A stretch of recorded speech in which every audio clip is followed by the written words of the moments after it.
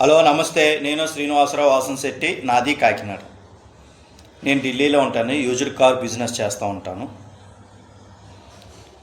అదేవిధంగా నా used car business promotion కోసం నేను తిరుమల తిరుపతి మోటార్స్ కాకినాడ అనే యూట్యూబ్ ఛానల్ని రన్ చేస్తూ ఉంటాను. నేను బీకామ్ కంప్యూటర్ చదివానండి. My father is a mechanic.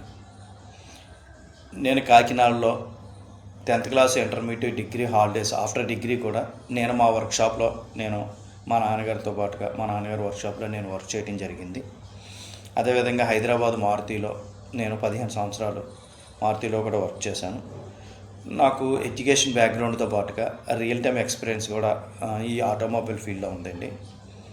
నా వెహికల్కి సంబంధించి నా యూట్యూబ్ ఛానల్లో ప్రమోషన్ చేస్తున్న వెహికల్స్ ప్రమోషన్ చేస్తున్నతో పాటుగా నేను డాక్టర్ కార్ ఎపిసోడ్ని ఒక స్పెషల్ ఎపిసోడ్, అంటే వెహికల్కి సంబంధించి వెహికల్ మెయింటెనెన్స్ సంబంధించి కానీ, how to find out the vehicle accidents and vehicle what type of documents require for the vehicles, అలాగే జిఎస్టీ గురించి ఏమన్నా వెహికల్ గురించి సంబంధించిన ఏదన్నా 2 డేస్కి ఒకసారి ఒక ఎపిసోడ్ చేయడం అనేది నేను చేస్తూ ఉంటానండి కంటిన్యూగాని. అదేవిధంగా ఈరోజు ఎపిసోడ్ ఈ ఎపిసోడ్కి వచ్చేసరికి ఈరోజు ఎపిసోడ్ వచ్చేసరికి వాట్ టైప్ ఆఫ్ టైర్స్ అనేవి ఎన్ని రకాలు, ఏ టైప్ ఆఫ్ టైర్స్ మనం యూజ్ చేయాలి అనే దాని గురించి ఈరోజు డిస్కస్ చేయడం జరిగిందండి. ఈ ఎపిసోడ్ స్టార్ట్ చేసే ముందు నాది ఒక చిన్న విన్నపం అండి. కార్ అనేది మన ఇంటితో సమానం. A car just like a home. దాని కమింగ్ టు ద ఎపిసోడ్ అండి. ఈ ఎపిసోడ్ చెప్పే ముందు ఒక చిన్న రిక్వెస్ట్ అండి నాది. చాలామంది డ్రైవింగ్ చేస్తూ ఉంటారు. కొంతమంది కొత్త డ్రైవర్లు ఇప్పుడే చదువుకుని వచ్చిన వాళ్ళు, కొంతమంది డ్రైవింగ్ ఇప్పుడిప్పుడే స్టార్ట్ చేస్తూ ఉంటారు. దానివల్ల వాళ్ళకి అంటే ఆల్రెడీ తెలిసిన వాళ్ళకి కానీ, కొంతమంది కొత్త వాళ్ళకి వచ్చిన వాళ్ళకి కొంచెం ఈ ట్రాఫిక్ రూల్స్ అనేవి కొంచెం పూర్తి నాలెడ్జ్ ఉండదు. అంటే లెఫ్ట్ రైట్ ఇవే కొంచెం తెలుస్తుంది, కానీ డెప్త్గా కొన్ని ట్రాఫిక్ రూల్స్ లేకపోవడం వల్ల కొన్ని యాక్సిడెంట్లు అవుతున్నాయి. రీసెంట్గా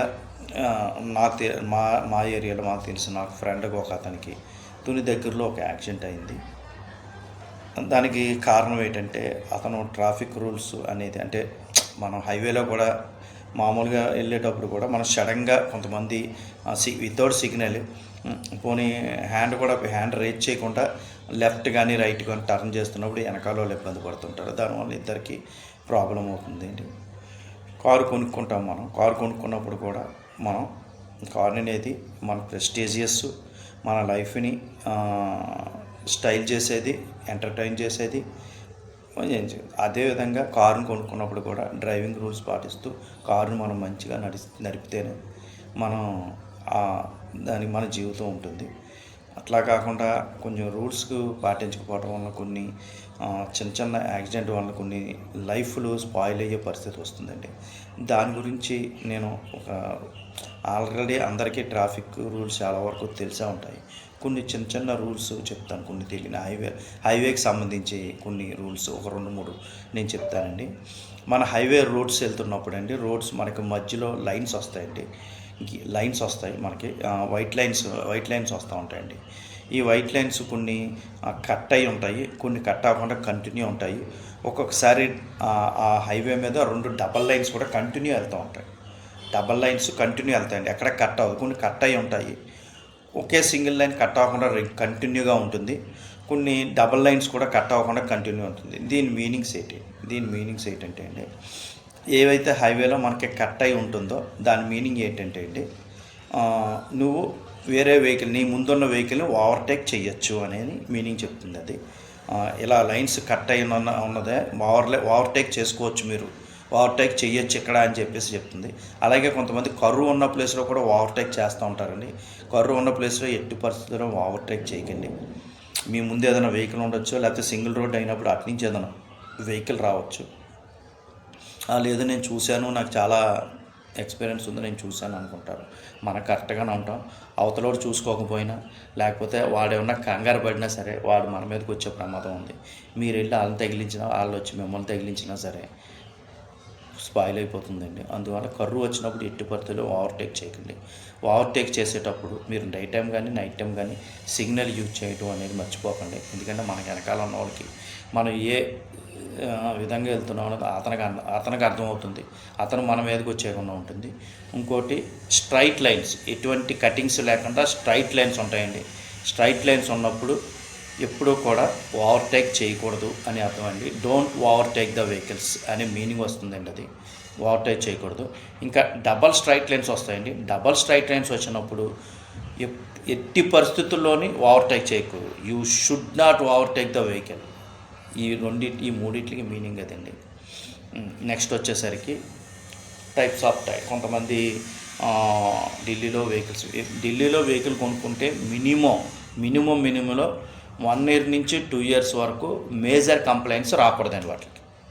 ఢిల్లీలో మనం వెహికల్ కొన్నామంటే ఎవరు కొన్నా సరే, ఎవరు ఎక్స్పర్ట్ కొన్నా, ఎవరు కొన్నా సరే, ఇప్పుడు ఎవరు కొన్నా సరే వెహికల్కి సంబంధించి 1 year నుంచి 2 years ఆ వెహికల్కి ఎటువంటి కంప్లైంట్ అంటే చిన్న మేజర్ కంప్లైంట్ అంటున్నాను అందుకనండి. ఎందుకంటే మనకి వెహికల్ మెయింటెనెన్స్లో కూడా కొన్ని రకాలు ఉంటాయండి. ఒకటి మెయింటెనెన్స్ అంటే వెహికల్ నెలకి 3 నెలలకు 4 నెలలకు వాటర్ వాషింగ్ చేసుకోవటం, ఆయిల్ గట్రా చెక్ చేసుకోవటం, వాటర్ చెక్ చేసుకోవటం, వెహికల్ వీల్స్ చెక్ చేసుకోవటం, అన్నింటినీ కరెక్ట్గా ఉన్నాయా లేదా అని, డ్రైవింగ్ చేసేటప్పుడు స్మూత్గా నెమ్మదిగా వెళ్తాం. ఇది మెయింటెనెన్స్ లెక్కలోకి వస్తుంది. ఆ తర్వాత వచ్చేది రన్నింగ్ రిపేర్స్ అంటే క్లచ్ ప్లేట్స్ కానీ, గేర్ బాక్స్ కాదండి, క్లచ్ ప్లేట్స్ కానీ, బ్రేక్ ప్యాడ్స్ కానీ ఏదైనా చిన్న రిపేర్స్ వస్తే వాటిని రన్నింగ్ రిపేర్స్ అంటారు. ఇంకా మేజర్ కంప్లైంట్స్ అంటే హెడ్ కంప్లైంట్ కానీ, ఇంజిన్ కంప్లైంట్ కానీ, గేర్ బాక్స్కి సంబంధించి గేర్లు వేసినప్పుడు వచ్చే ప్రాబ్లమ్స్ వచ్చాయి, గేర్ బాక్స్ సంబంధించి కానీ, ఈ suspension, lower arms, dry shaft ఇవన్నీ కూడా మనకి రన్నింగ్ రిపేర్కి వస్తుందండి. ఈ మేజర్ కంప్లైంట్స్ అంటే మేజర్ రిపేర్స్ వచ్చేసరికి హెడ్ కానీ, ఇంజిన్ కానీ, గేర్ బాక్స్ కానీ, ఇటువంటి మేజర్ ఈసీఎం కానీ ఇటువంటి చాలా రేర్గా వస్తాయండి. అది ఎలాగంటే నేను ఎగ్జాంపుల్ చెప్తా అంటే మెయింటెనెన్స్ అంటే మనం ఒక మనిషి కటింగ్ చేయించుకోవటం, గోల్డ్ తీసుకోవటం, ఇంకా డ్రెస్సింగ్, ఇదంతా మెయింటెనెన్స్ అండి. ఒక వ్యక్తి మెయింటెనెన్స్. అదే జనరల్ రన్నింగ్ రిపేర్స్ అన్నప్పుడు ఏమవుతుందంటే హెడేక్, కోల్డ్, ఫీవర్, ఇటువంటి రన్నింగ్ రిపేర్స్.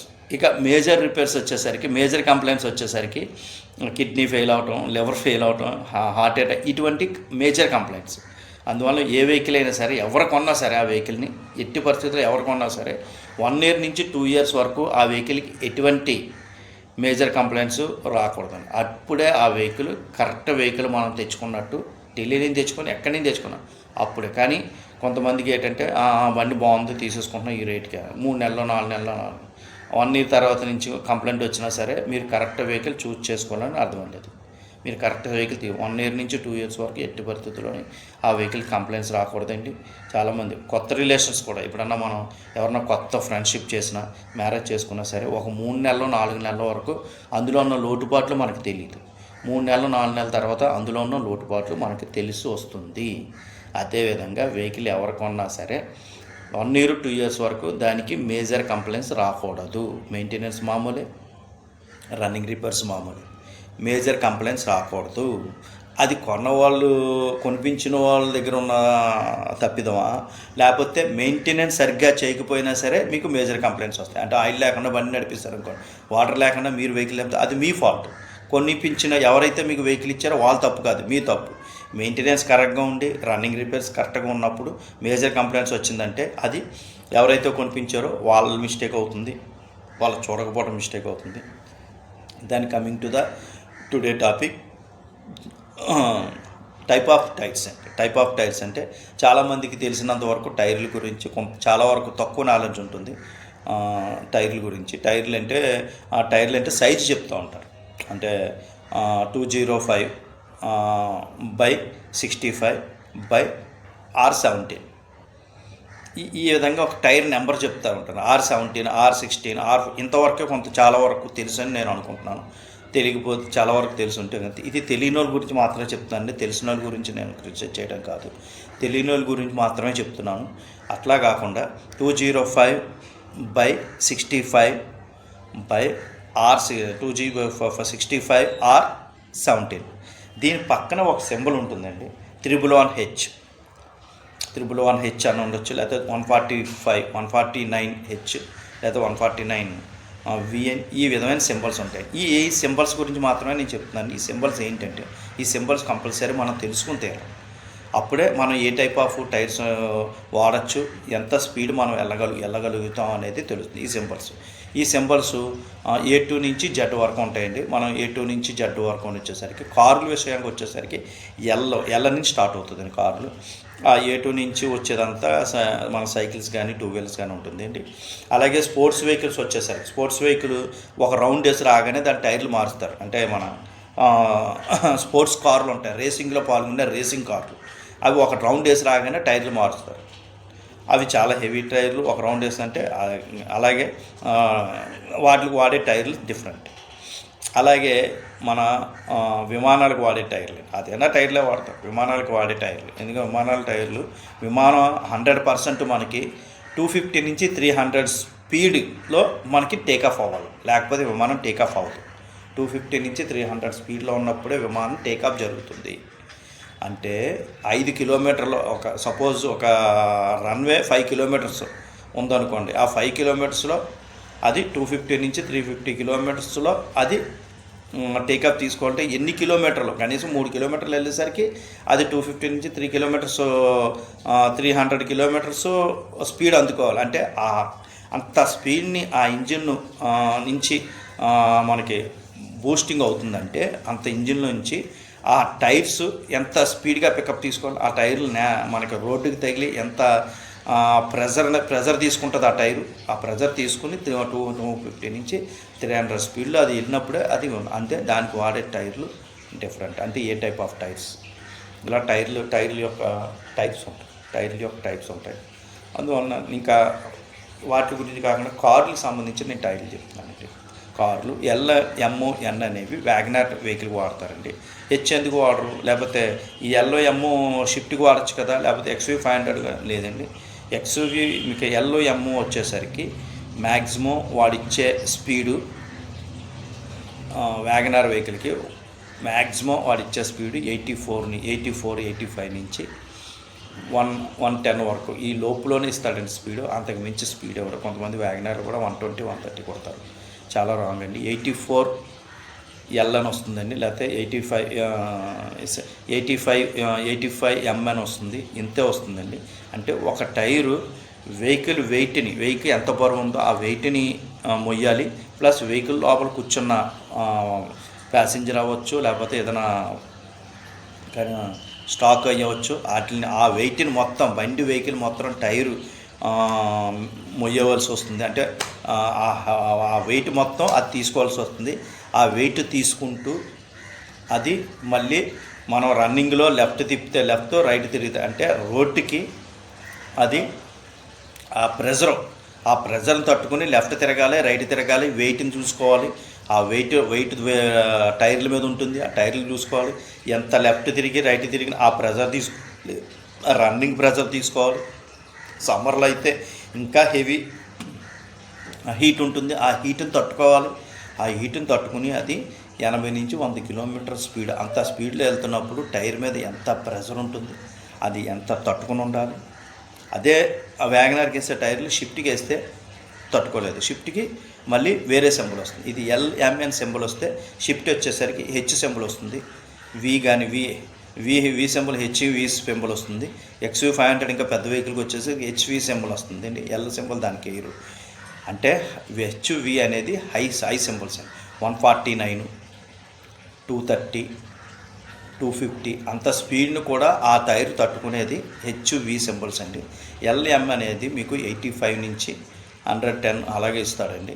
అదే వెయిట్ని తట్టుకోవాలి. డ్రైవర్లకి 100% నేను ఏం చెప్తున్నానంటే, డ్రైవర్లు ఇది వేసేటప్పుడు ఈ టైర్లు డ్రైవింగ్ చేసేటప్పుడు, అంటే కొత్తగా తెలిసిన వాళ్ళు తెలియదు, కొంతమంది డ్రైవర్లకి చాలామందికి తెలుసు. అదే కొత్తగా వచ్చిన వాళ్ళు కూడా కంపల్సరీ ఈ టైర్ ఎంత ఏ సింబల్ ఉంది, L సింబల్ ఉందా, M సింబల్ ఉందా, లేకపోతే H సింబల్ ఉందా, V సింబల్ ఉందా, అవి చూసుకోండి. అవి చూసుకుని మీరు డ్రైవ్ చేయండి. Safe driving, happy journey. Safe driving, happy journey and careful driving. Thank you very much. ఏదన్నా డౌట్లు ఉంటే నా నెంబర్ కాల్ చేయండి. 9346242721 నా నెంబరు. అలాగే నా యూట్యూబ్ ఛానల్ వచ్చేసరికి Tirumala Tirupati Motors Kakinada.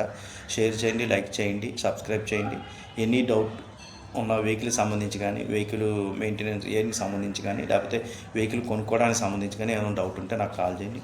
Thank you very much.